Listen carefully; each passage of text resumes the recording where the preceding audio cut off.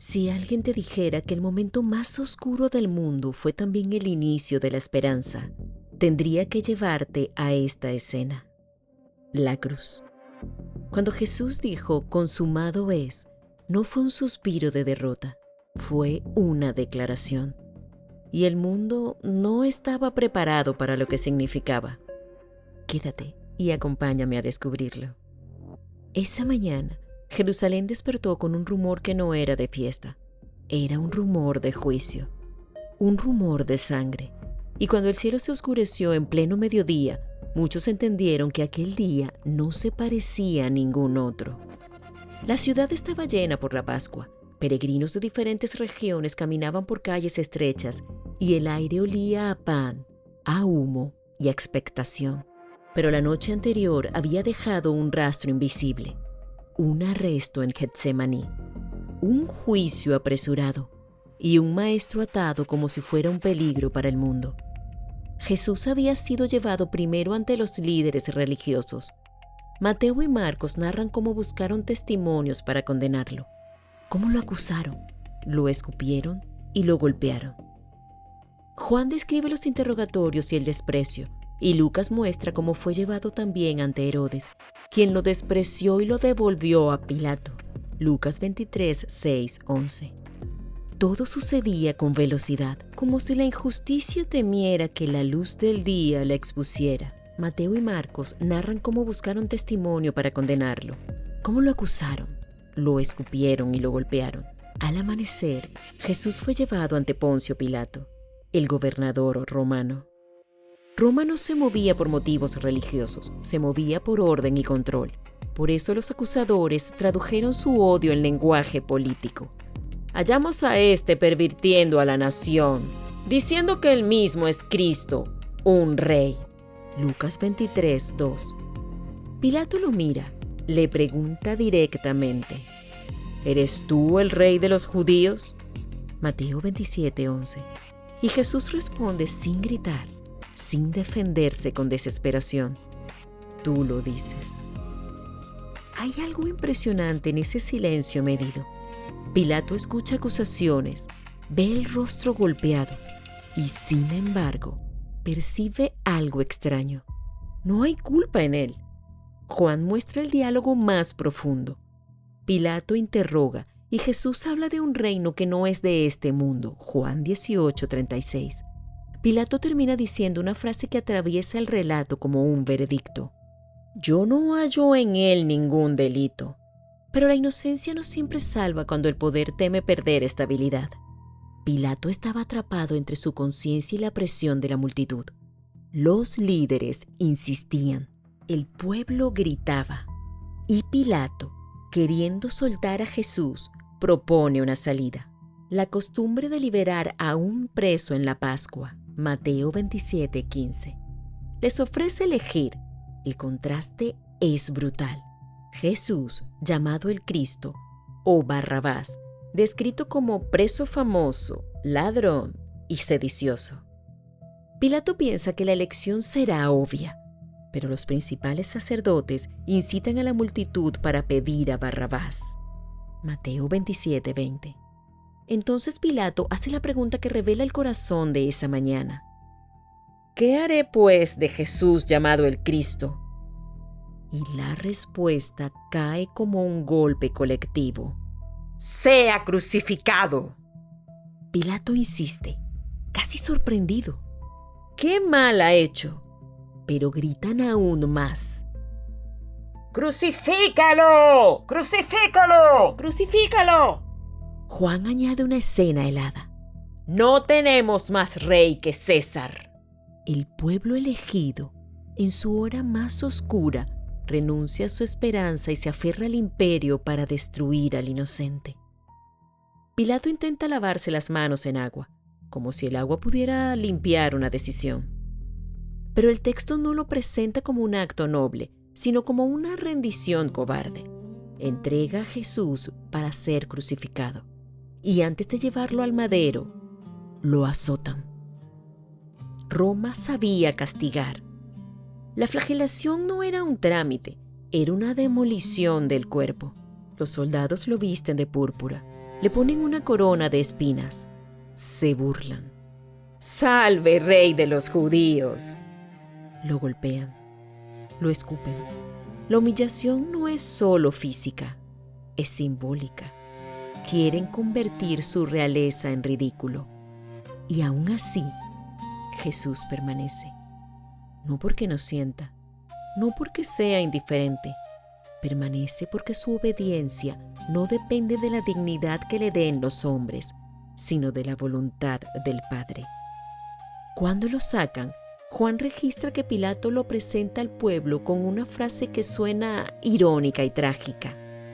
He aquí el hombre. Allí estaba el verdadero hombre, el segundo Adán, el justo. Pilato intenta liberarlo de nuevo, pero la presión crece. Al final, lo entrega para que sea crucificado. Jesús carga su cruz. Juan dice que él, cargando su cruz, salió. Juan 19:17.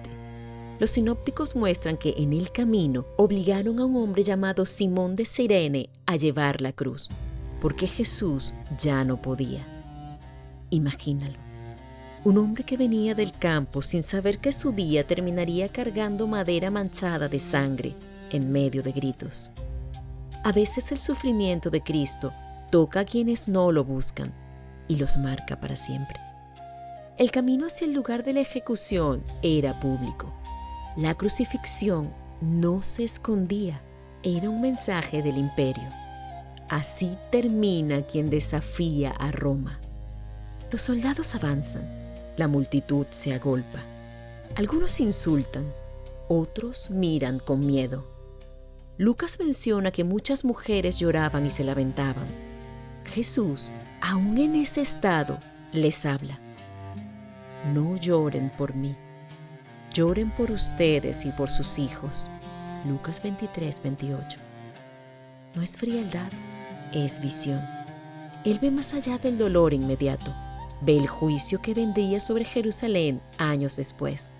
Incluso cuando camina hacia la muerte, su corazón sigue cargando a otros. Antes de que lo clavaran al madero, el cuerpo de Jesús ya venía siendo quebrantado por capas, una tras otra. En Getsemaní, Lucas lo describe con una imagen que estremece. Su sudor era como grandes gotas de sangre. Lucas 22:44. El texto usa comparación, pero incluso así deja claro el nivel de agonía. Una angustia tan extrema que el cuerpo ya no la podía esconder. Después vino la noche sin descanso, los golpes, la burla, los ojos cubiertos para pegarle y reírse, y esa humillación violenta que Isaías ya había anticipado. Di mi cuerpo a los heridores y mis mejillas a los que arrancaban la barba. Isaías 50:6. La flagelación romana, el látigo romano, flagrum, no era un simple látigo. Tenía múltiples tiras de cuero con trozos de metal o huesos en las puntas. Cada golpe arrancaba trozos de piel y tejido. La espalda, los glúteos y las piernas quedaban reducidos a carne expuesta. No era un simple castigo, era un método para llevar al condenado al borde del colapso antes de la crucifixión. Y aquí la palabra de Isaías deja de sonar poética. Herido fue por nuestras rebeliones, molido por nuestros pecados. Isaías 53:5. Molido, daca, es aplastado, pulverizado, como algo triturado hasta hacerse polvo. Esa palabra no embellece, describe. Y entonces llega esta escena, la corona de espinas. Mateo dice, pusieron sobre su cabeza una corona tejida de espinas. Mateo 27:29. No era una coronita suave. En Judea, esas espinas podían ser largas y al clavarse en el cuero cabelludo, una zona llena de vasos, provocaban un sangrado abundante que caía sobre el rostro y los ojos. Y no era solo sangre, era un dolor punzante y constante, porque esas espinas podían presionar los nervios alrededor del cráneo y convertir cada minuto en un tormento parecido a una migraña intensa, sin alivio. Y como si eso no bastara, los soldados no solo se la colocaron, le golpearon la cabeza con una caña, hundiendo más esas espinas. Además, para cualquiera que conociera Génesis, las espinas no eran un objeto neutral. Las espinas eran señal de maldición sobre la tierra. Génesis 3:18. Y allí está el Rey verdadero, coronado con el símbolo de la maldición, como si estuviera cargando en su propia cabeza el desprecio del mundo. Y algo mucho más profundo. Después lo obligan a caminar cargando el madero. No se cargaba toda la cruz desde el inicio, sino el travesaño. Y aún así, tras la flagelación, ese peso sobre una espalda abierta era una tortura en cada paso. Por eso cae. Por eso terminan obligando a Simón de Cirene a cargarlo. No era falta de valor, era un cuerpo ya devastado, con pérdida de sangre y deshidratación creciente. La procesión hacia el lugar de la crucifixión era encabezada por una guardia militar romana completa, liderada por un centurión. Uno de los soldados portaba un cartel con el nombre y el delito del condenado. Posteriormente, el cartel se colocaba en la parte superior de la cruz. Llegan a Gólgota, lugar de la calavera. Le ofrecen vino mezclado con mirra o hiel, un intento de aliviar el dolor. Jesús lo prueba, pero no lo toma. No porque busque sufrir por sufrir, sino porque ha decidido beber la copa con plena lucidez. Será una entrega consciente. Pero muchos quedaron asombrados cuando lo vieron. Tenía el rostro tan desfigurado que apenas parecía un ser humano, y por su aspecto no se veía como un hombre. Isaías 52:14. Lo crucifican. Los evangelios no recrean detalles morbosos, y eso también enseña. El centro no es el espectáculo de la violencia, sino el significado del sacrificio. Mas los registros históricos sí permiten conocer más detalles de esta cruel práctica.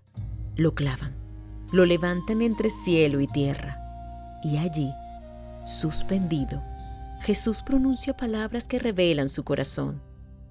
Lucas guarda una de las más sorprendentes. Padre, perdónalos, porque no saben lo que hacen. Lucas 23:34. Esa frase no nace de debilidad, nace de una misericordia que no cabe en nuestra lógica humana. Lo están matando y Él intercede. Encima de su cabeza colocan el título: Este es Jesús, el Rey de los Judíos. Juan menciona que estaba escrito en hebreo, latín y griego, como si el mundo entero tuviera que leerlo. Los líderes protestan, quieren que diga: Él dijo que era. Pilato responde: lo que he escrito, he escrito. Hasta en la burla política, Dios deja un testimonio. El Rey está en la cruz. A su lado crucifican a dos malhechores. Uno se burla, el otro, en Lucas, reconoce su culpa y mira a Jesús con un ruego humilde. Acuérdate de mí cuando vengas en tu reino. Lucas 23:42. Jesús le responde con una promesa que atraviesa siglos. De cierto te digo que hoy estarás conmigo en el paraíso. En la hora más oscura, Cristo sigue abriendo puertas. Debajo de la cruz, los soldados se reparten sus vestidos. Juan describe que su túnica era sin costura y echaron suertes por ella. Juan 19:23-24, cumpliendo así las Escrituras. Incluso los actos fríos del azar humano quedan dentro del mapa profético de Dios. María, la madre de Jesús, está allí. Juan registra que Jesús la mira y la encomienda al cuidado del discípulo amado. Mujer, he ahí tu hijo. He ahí tu madre. Juan 19:26-27. Aún muriendo, Jesús ordena amor, cubre necesidades y cuida a los suyos. Los que pasan lo insultan. A otros salvó, a sí mismo no se puede salvar. Es una burla que sin saberlo dice una verdad profunda. Precisamente porque vino a salvar a otros, no se baja. Los principales sacerdotes lo provocan. Si eres hijo de Dios, desciende de la cruz. Es el eco de Getsemaní del desierto. Pruébate, sálvate, evita la copa.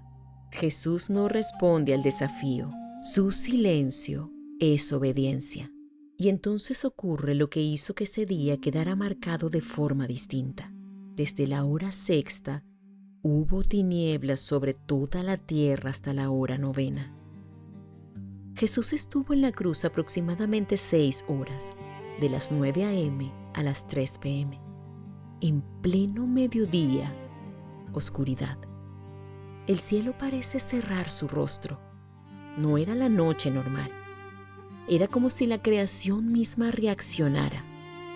La escritura no lo presenta como un efecto teatral, lo presenta como un signo. Algo santo y terrible está ocurriendo. En medio de esa oscuridad, Jesús clama con voz fuerte. Mateo registra las palabras arameas: Elí, Elí, lama sabactani, y explica: Dios mío, ¿por qué me has desamparado? Mateo 27:46, Marcos 15:34. Este no es el grito de un hombre que perdió la fe. Es el grito del justo cargando el peso de la separación que el pecado produce. Es el Hijo experimentando el abandono como sustituto. La cruz no es solo dolor físico, es una gran carga espiritual. Es juicio. Es la copa bebida hasta el fondo. Algunos confunden el clamor y dicen que llama a Elías. Le acercan una esponja con vinagre. Juan añade que Jesús dijo: tengo sed. Esa sed es humana, real, pero también simbólica. La vida se está vaciando. Y entonces Juan registra una frase que no se parece a resignación, sino a triunfo contenido. Consumado es. Juan 19:30. No significa ya no puedo más. Significa se cumplió. El precio se pagó. La obra se completó. Cristo venció. Lucas registra otra frase final, una entrega directa al Padre. Padre, en tus manos encomiendo mi espíritu. Y entonces Jesús expira. En el momento de su muerte, los evangelios registran señales que no permiten tratar esto como un simple martirio. Mateo dice que el velo del templo se rasgó en dos de arriba a abajo. El velo era una cortina inmensa, de aproximadamente 18 o 22 metros de altura y muy gruesa. Así que fue un acto divino, no humano. Ese velo separaba el lugar santísimo, el símbolo de la distancia entre un Dios santo y un pueblo marcado por el pecado. Indica que ya no se necesita un sacerdote ni un templo físico para acceder a la presencia de Dios. Jesús se convierte en el nuevo y único camino hacia el Padre. Dios abrió el acceso. La cruz no solo reconcilia, abre camino. También hubo un terremoto, rocas partidas. Mateo 27:51. La creación se sacude cuando el Creador entrega la vida. El centurión romano, un hombre entrenado para la dureza, ve lo ocurrido y pronuncia una confesión que sorprende. Verdaderamente este hombre era hijo de Dios. El imperio, sin quererlo, termina testificando lo que Jerusalén rechazó. La tarde cae. No se podían dejar cuerpos colgados en el día de reposo.